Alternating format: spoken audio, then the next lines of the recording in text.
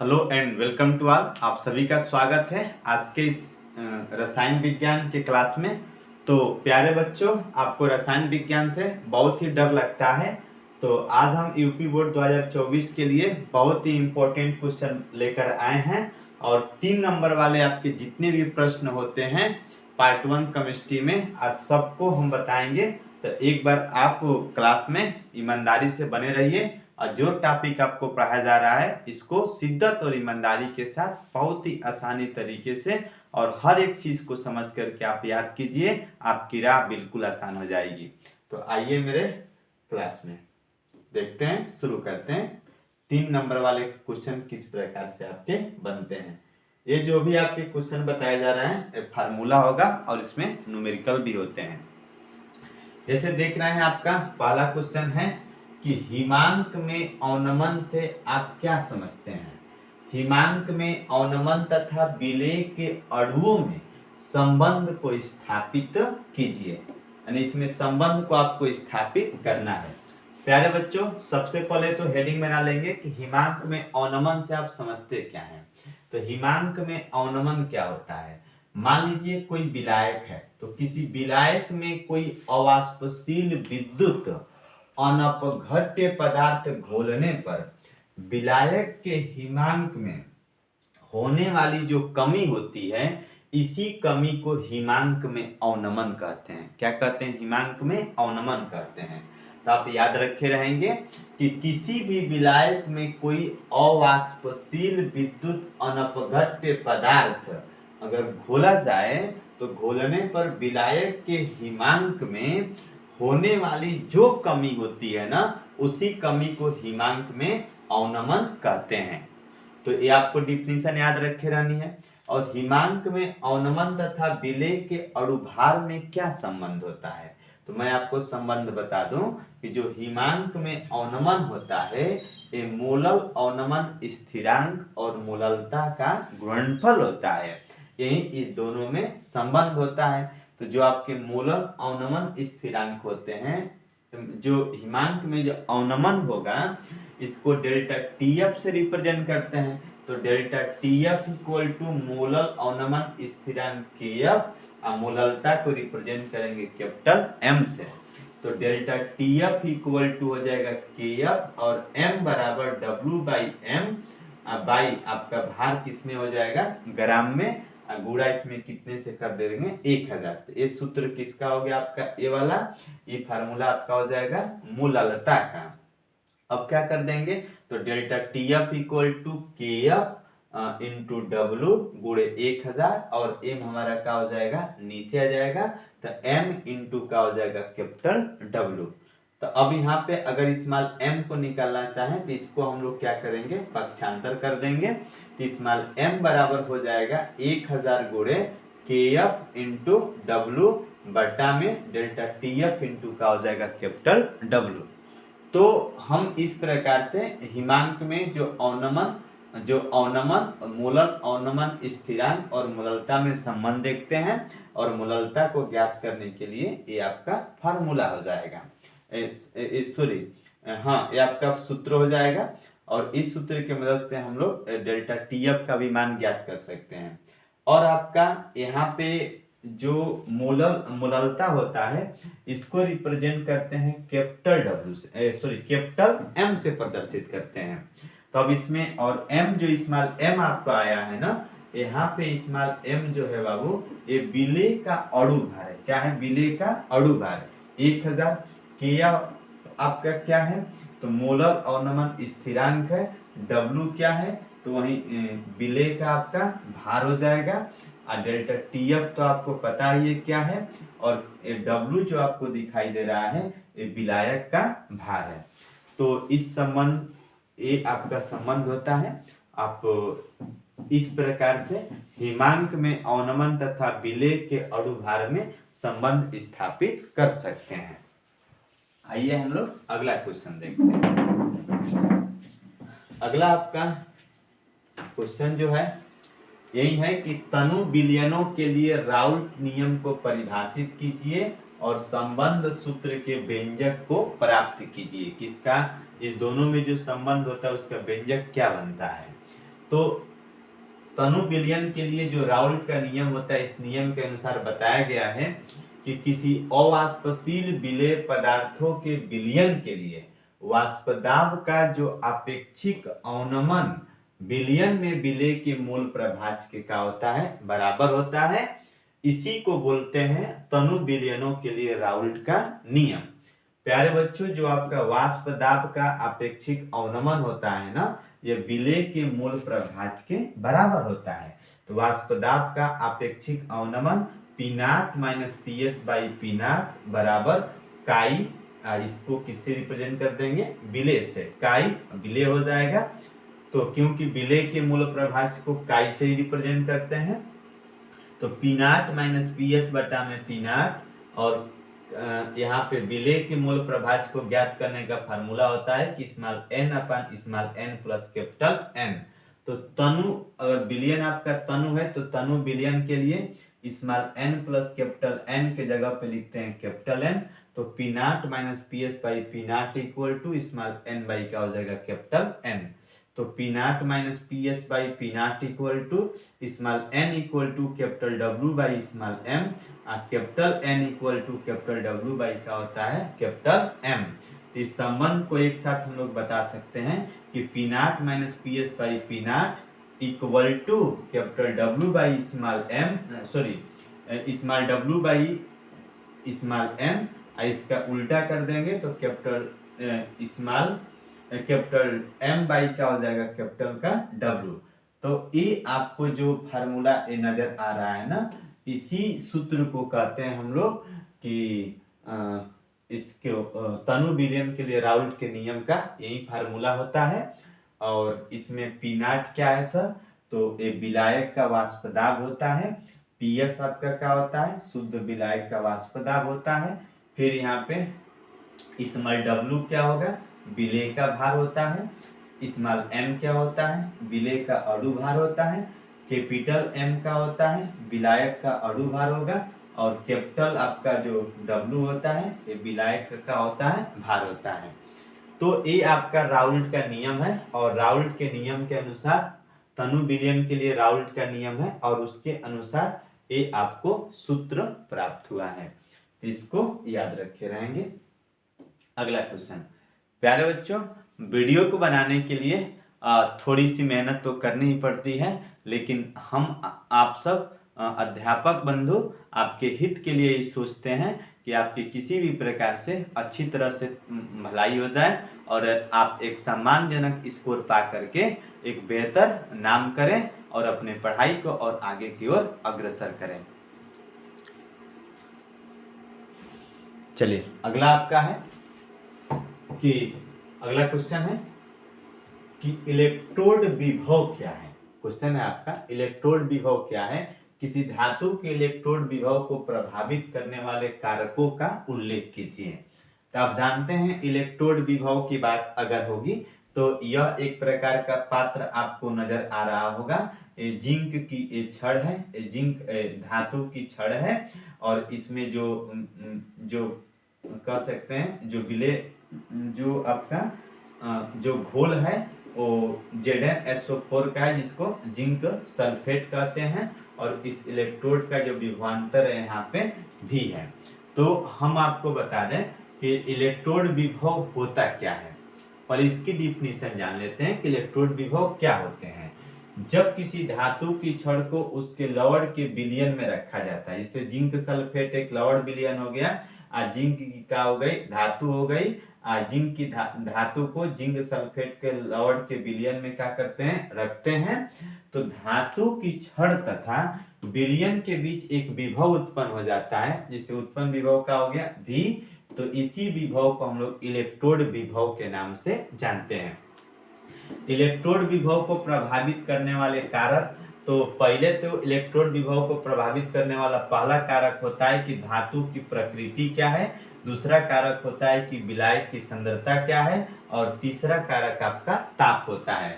तो यदि आप इस प्रकार से इतने क्वेश्चनों का जवाब देते हैं, इस क्वेश्चन का इस तरह से आंसर लिखते हैं, तो आपको फुल में फुल 3 नंबर प्राप्त होगा। अगला क्वेश्चन।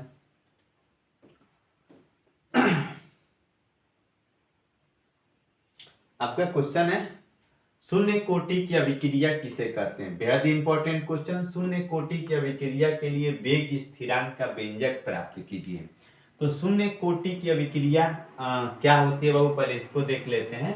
तो जो शून्य कोटि की अभिक्रिया होती है इसको हम लोग बता सकते हैं कि वह अभिक्रिया जिसका वेग अभिकारक की सांद्रता पर निर्भर नहीं करता है।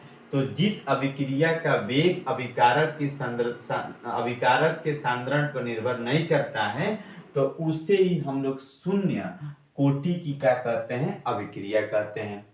तो क्या कहेंगे, वह अभिक्रिया जिसका वेग अभिकारक के सांद्रण पर निर्भर नहीं करता है तो उसे ही शून्य कोटि की अभिक्रिया कहते हैं। शून्य कोटि की अभिक्रिया के लिए जो वेग स्थिरांक होते हैं उसका व्यंजक क्या होता है। जैसे मान लीजिए कि ए कोई अभिकारक है और इससे दो उत्पाद बने हैं B प्लस C। तो ए अभिकारक है, उत्पाद आपका क्या हो गया, B प्लस C हो गया।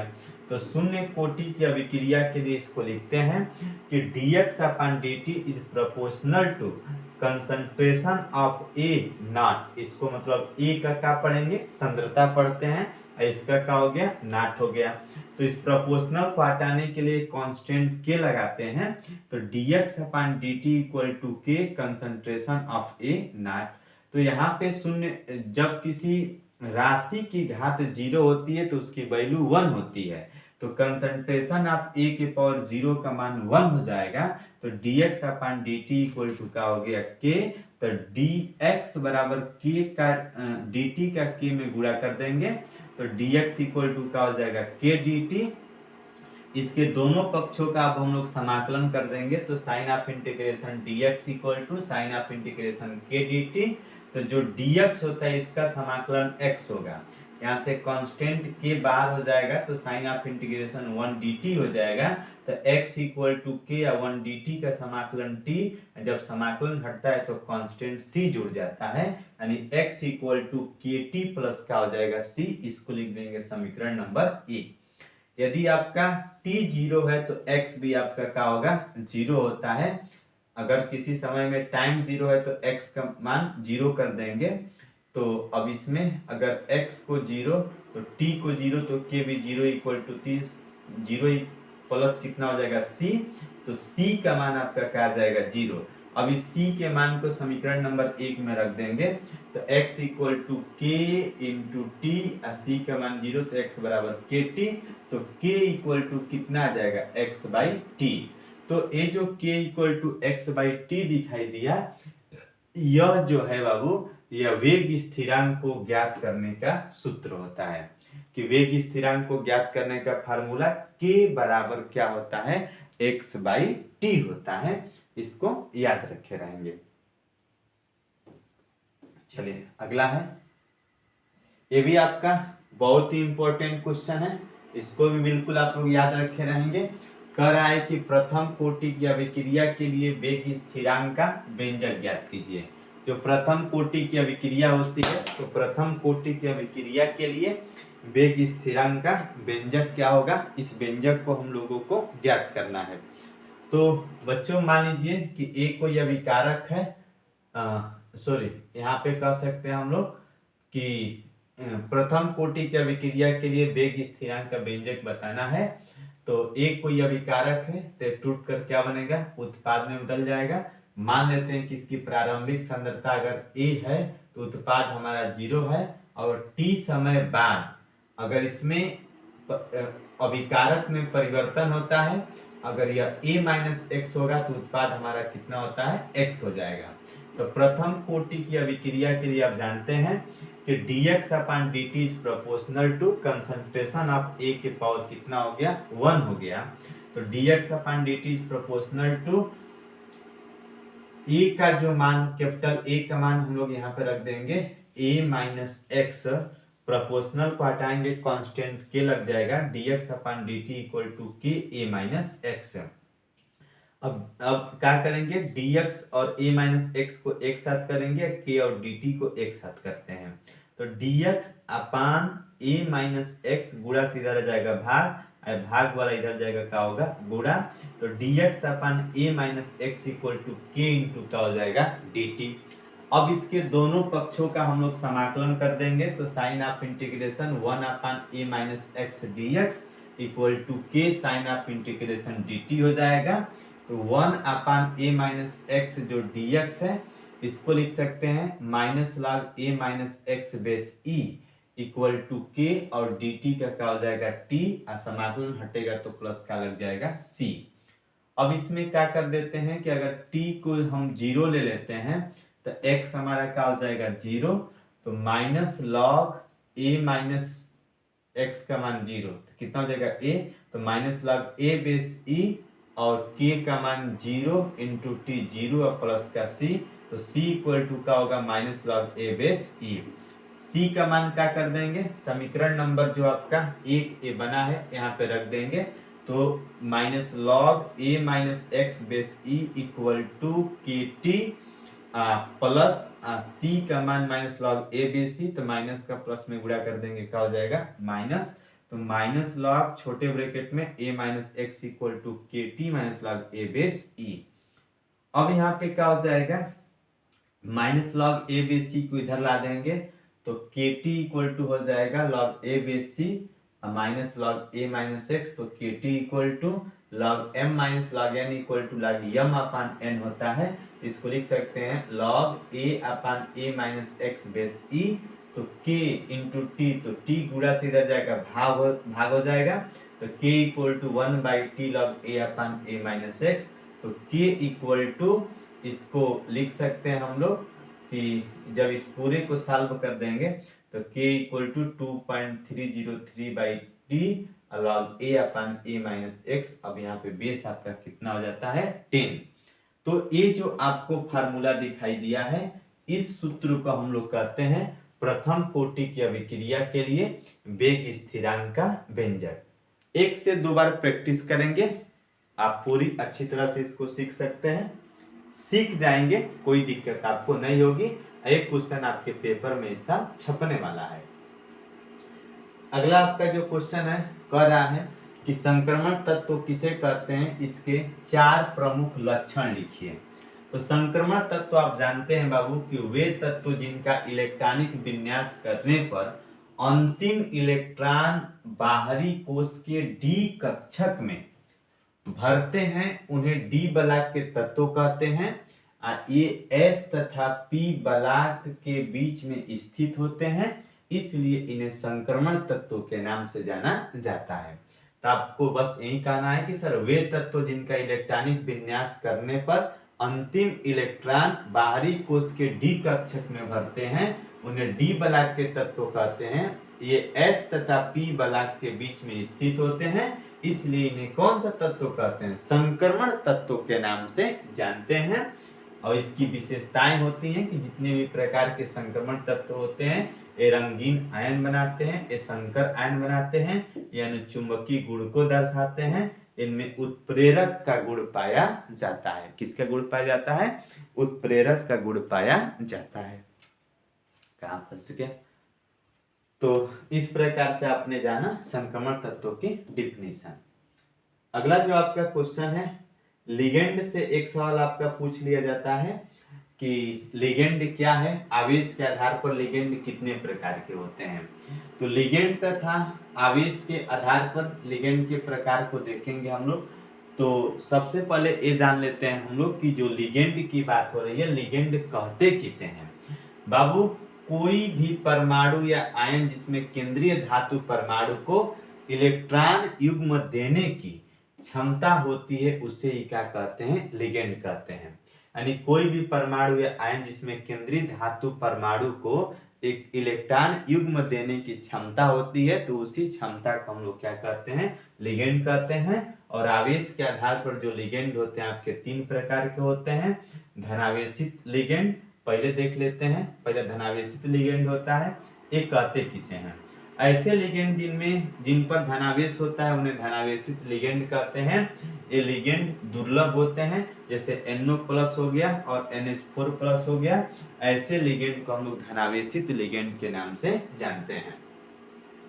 आगे आपका है ऋणावेशित लिगेंड क्या होते हैं। तो लिगेंड आपके 3 प्रकार के होंगे। ये तो आपने जाना, धनावेशित, ऋणावेशित और क्या होंगे, उदासीन लिगेंड। ऋणावेशित लिगेंड कह देंगे ऐसे लिगेंड जिन पर ऋणावेश होता है, उन्हें ऋणावेशित लिगेंड कहते हैं। जैसे Cn माइनस हो गया, NO2 माइनस हो गया, Br माइनस हो गया और Cl का हो गया माइनस हो गया। इस प्रकार के लिगेंड को ऋणावेशित लिगेंड कहते हैं।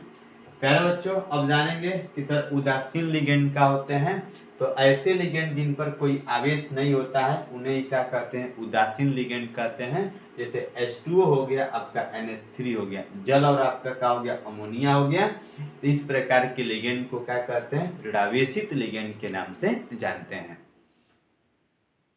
तो आज की ये आपकी जो क्लास थी ये पूरी अच्छी तरह से समाप्त हुई और आपने जाना कि 3 नंबर वाले जितने भी प्रश्न होते हैं वो कैसे होते हैं और किस टाइप के बनते हैं। तो आप इन सभी प्रश्नों को पूरी अच्छी तरीके से अपने कॉपी पर नोट कर लेंगे और नोट करके इसको याद कर लेंगे। निश्चय ही आपके सफलता में क्वेश्चन भागीदार होंगे और आपके सफल होने के लिए क्वेश्चन आपके हिस्सेदारी में भाग लेंगे। तो आपके लिए एक क्वेश्चन हमने लाया, ये बेहद ही इम्पोर्टेंट है। अगर एक क्वेश्चन और वीडियो आपको पसंद आया हो तो आप इसे लाइक कीजिए और साथ में सब्सक्राइब करना बिल्कुल ना भूलें। सब्सक्राइब करने से ये होता है कि कोई भी वीडियो अपलोड होती है तो आपको नोटिफिकेशन मिलता रहता है। तो दोस्तों के साथ इसको शेयर भी कीजिए कि कोई आपका दोस्त, आपका भाई, आपका मित्र आपका छूट ना जाए। तो आपके लिए थैंक यू, बहुत बहुत बहुत आपको धन्यवाद।